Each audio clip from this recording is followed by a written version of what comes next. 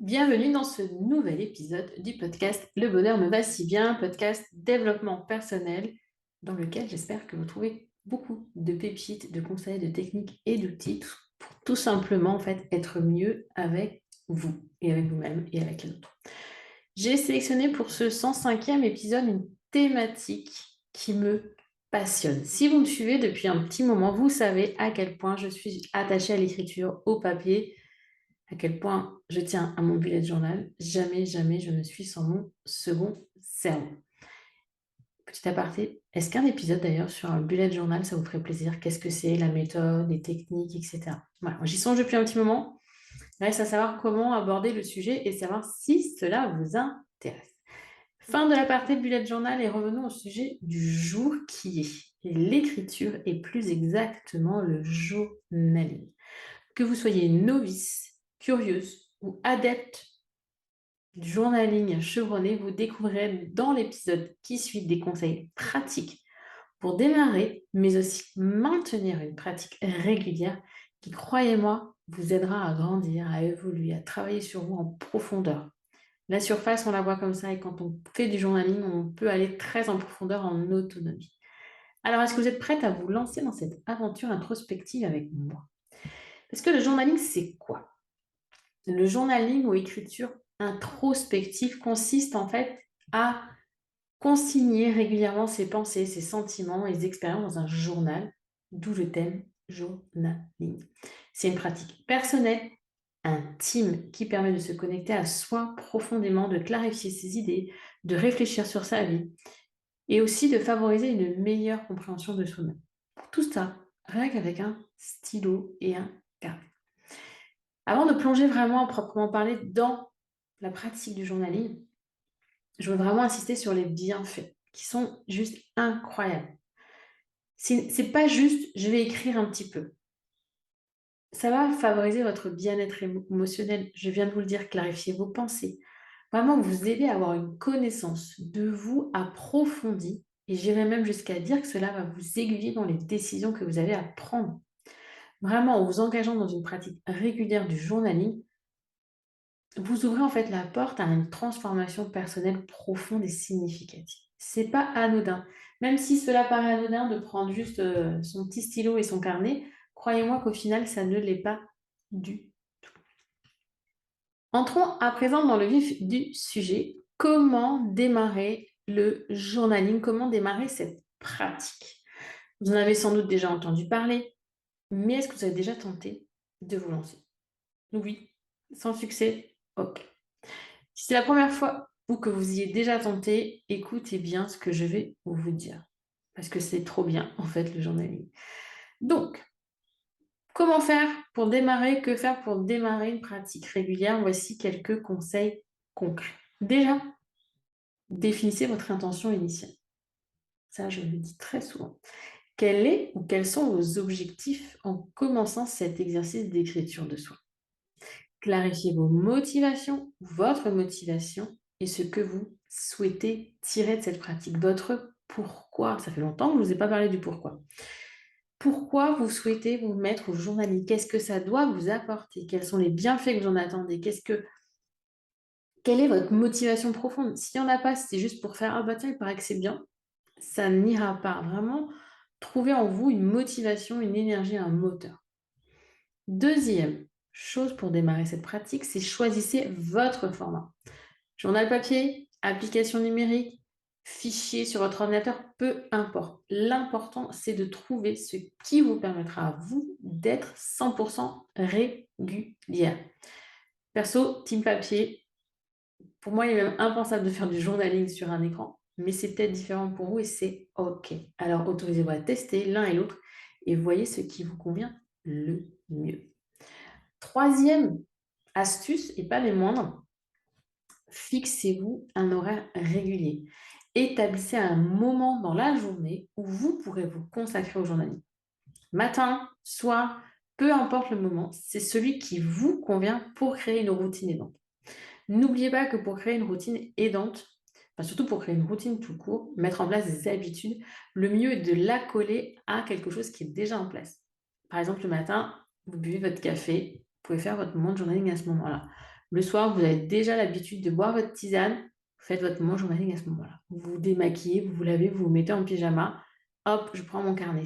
Ça vient s'intégrer dans un process déjà existant et ce n'est pas au milieu de nulle part et cela vous facilitera grandement la mise en place de cette habitude. Ensuite, une fois que vous avez donc mis ces astuces, il y a différents styles de journaling. Ça peut vous paraître étonnant, mais oui, il y a de nombreuses approches différentes. C'est comme le yoga. Et il est important de trouver celui ou celle, plutôt cette pratique qui vous conviendra le mieux. Donc, je vous donne quelques exemples populaires dans votre pratique du journaling. Testez, expérimentez, explorez et voyez celle qui vous convient le mieux ou mixez, peu importe. Le journaling libre. En fait, là, vous laissez simplement aller vos pensées sur le papier. Sans censure ni jugement, on suit le flow. C'est vraiment une excellente façon de libérer votre esprit et vos émotions. On peut parler aussi d'écriture intuitive, apprendre à suivre le flow du contact entre votre stylo et votre papier, sans se soucier du mental. Et j'ai Pauline, du site Journaliste, avec un Y, Journalise, qui nous a expliqué en fait dans l'épisode 13 ce qu'était, comment elle pratiquait l'écriture intuitive. Et cet épisode, c'est une vraie pépite, croyez-moi. Deuxième pratique du journaling, le journaling réflexif. On se pose des questions profondes, on explore ses émotions, ses valeurs, ses aspirations. En fait, on vient utiliser le journal comme un espace de réflexion personnelle. Et dans l'épisode 10 aussi. Non, mais il y a plein de beaux épisodes, hein. Je vous ai donné 12 questions d'introspection parfaites pour ce journaling-là. L'introspection va vous aider à vous apporter la question qui va vous permettre de réfléchir sur une thématique précise. Et le troisième journaling, c'est le créatif. Vous pouvez également, oui, vous exprimer sur papier à travers des dessins, des collages, des écrits artistiques. Voilà. Laissez libre cours à votre créativité et utilisez votre journal comme un outil d'expression artistique pour moi. Même s'il n'y a pas d'écriture, il peut y avoir de l'écriture de soi dans de l'art journal, il peut y avoir de l'écriture de soi dans du collage. Enfin, il y a plein de choses qu'on peut faire en plus d'une simple écriture. Et quand je dis simple, je mets des guillemets parce que l'écriture, c'est déjà en soi tout un art. Je reviens, mon troisième point, à la routine de journaling. Parce qu'en fait, c'est ça le plus dur dans la pratique. C'est pas de commencer, c'est de maintenir l'habitude régulière. Et pour certains d'entre vous, je sais que c'est vraiment un vrai défi. Alors, je vous donne quelques conseils pour l'intégrer de manière durable. D'une, faire de cette pratique une de vos priorités. Bien évidemment, si votre intention elle est profonde, si votre motivation, votre pourquoi il est là, ça doit être une de votre priorité. Donc, vous devez y consacrer du temps chaque jour, même si ce n'est que quelques minutes. Cette activité est une priorité. Cela vous aidera à être régulière. Deuxième point pour mettre en place cette habitude, créer un espace propice. Aménagez peut-être un petit coin tranquille où vous vous sentirez en fait à l'aise, inspiré, en sécurité, un peu cocon. Que ce soit sur un bureau, sur une table, dans un salon, en plein air, trouvez le lieu où vous vous sentez le plus inspiré. Troisième point pour cette habitude, soyez flexible et bienveillante. Ça fait longtemps que vous n'avez pas parlé de bienveillance.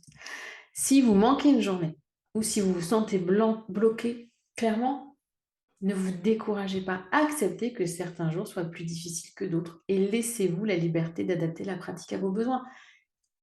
Au moment où j'enregistre, on est au mois de juin, ce sont les journées les plus longues, clairement. Le soir, on se couche un peu plus tard, on ne fait pas tout à fait les mêmes pratiques, etc. Est-ce qu'on ne peut pas, dans ce cas-là, adapter notre routine du soir? Parce que clairement, en hiver, il fait jour 3 heures plus tôt. Donc, on va avoir tendance à être plus en mode cocooning. Là, on va avoir tendance à aller voir les amis, les copains, la famille. Et donc, on rentre, ah non, je suis fatiguée, je ne vais pas le faire. Peut-être que si je ne le fais pas le soir, je vais peut-être le faire plus le matin à ce moment-là. Mais en tout cas, ne culpabilisez pas trop et plutôt demandez-vous comment pallier à ça. Quatrième possibilité, trouver un système de rappel, comme des rappels visuels, des alarmes, des applications pour vous rappeler de prendre ce temps pour vous. Et enfin, cinquième astuce pour garder cette habitude et cette pratique, c'est entourez-vous. Rejoignez un groupe de personnes qui se mettent en journaling, en ligne, en présentiel, ou trouvez une partenaire, une personne, une amie avec qui partager la mise en place de cette expérience. C'est comme quand on veut se mettre au sport, c'est toujours plus facile quand on a quelqu'un qui le fait avec nous. Quatrième point, pour pratiquer régulièrement, pour s'y mettre, c'est surmonter ses blocages et ses résistances.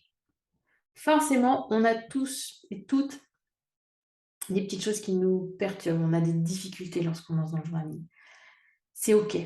C'est tout à fait normal et c'est naturel. Chacune de nous a un fonctionnement différent, des peurs et des appréhensions différentes. Donc, écoutez bien ce qui suit pour avoir mes conseils. Conseils avisés d'ailleurs, pour les surmonter. Premièrement, écoutez votre intuition. Si vous êtes bloqué ou sans inspiration, faites confiance à ce petit doigt. Peut-être, je dis bien peut-être, pour l'écouter mais pas trop non plus, que vous avez besoin de changer d'approche, changer de méthode ou d'explorer un sujet différent ou un support différent. Qu'est-ce qui fait qu'il y a quelque chose qui ne vous convient pas? Qu'est-ce qui fait que ça n'accroche pas?